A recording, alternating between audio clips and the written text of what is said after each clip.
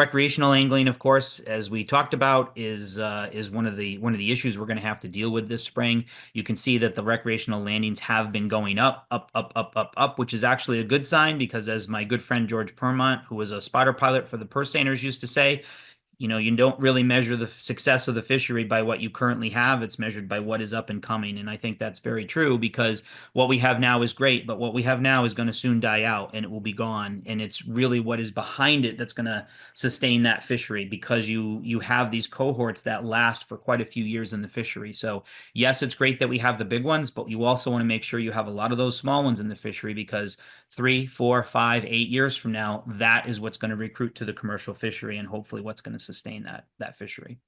Well, Yes, go ahead.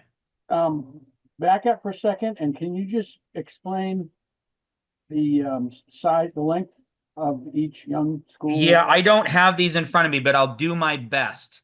So trophy is going to be 73 inches or bigger. That's an exceptionally limited category. That's broken up into, I think, 4 zones. The Gulf of Maine has its own zone for trophy. So basically what happens is when our fishery opens up, we are allowed to keep a certain tonnage of bluefin that would normally be commercial size, 73 or bigger. Once that quota is filled, the angling category or the recreational category fishermen can no longer retain those larger size classes.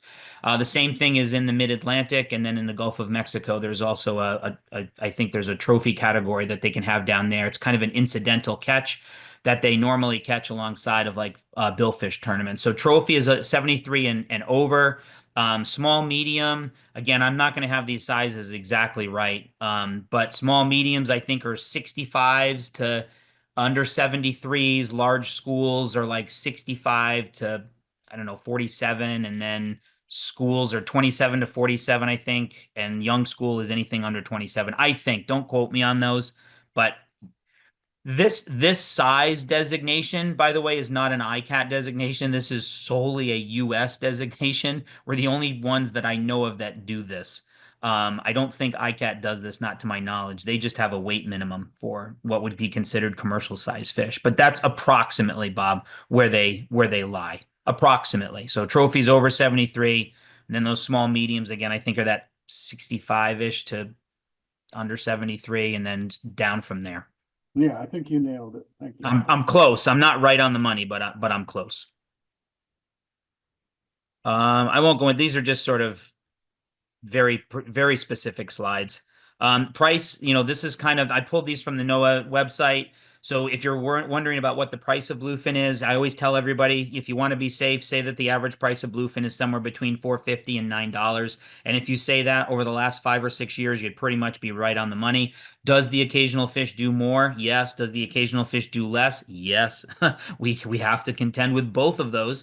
But by and large, most of the fish are bringing back ex-vessel prices of somewhere between $4.50 and about $9. It does change seasonally, but the change is not, in my mind, what I would consider to be dramatic or drastic. Again, a lot of times people will say, oh, save the quota for September, October. If you look here, the values in September and October are not really that much different. In fact, in some cases, they're the lowest values of the season.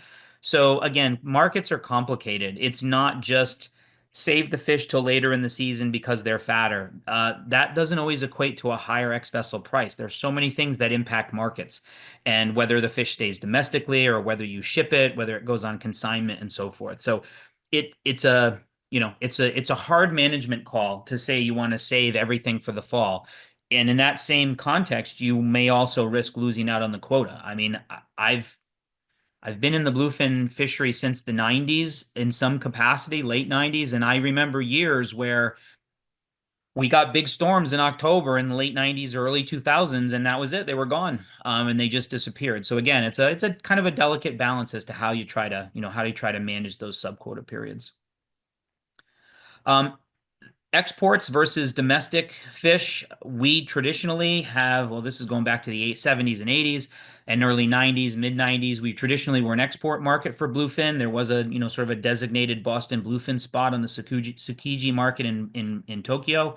Right now, though, as you can see from this figure, most of our fish stay domestic. So generally, one out of every five fish is actually exported from the United States. Four out of those five stay here. And of course, that can create problems too, because domestically, we need to be able to absorb that and we have to be able to find markets for that. And marketing a bluefin is not like marketing a haddock or a halibut or a pollock. When you say, "Oh, I have a bluefin for you," oftentimes those bluefin are sold as is. In other words, they're sold in their bulk state. So it's a whole fish that you have to loin out. And a lot of places just don't have the capacity to be able to do it. They don't have the people that know how to cut it. They don't have the machinery to lift it. They don't have the place to store it. And because it's a fresh fish market, you have to use it within a certain amount of time. Otherwise, it goes bad. Although Mr. Tuna in Portland has found a way around that. So that's actually a pretty exciting thing because he's able to source bluefin from the summer catches, I believe, most of the year, which is kind of cool. What do you think the decline is from the export decline? Oh, there's several things. So, the yen to the dollar, the exchange is flipped the other way.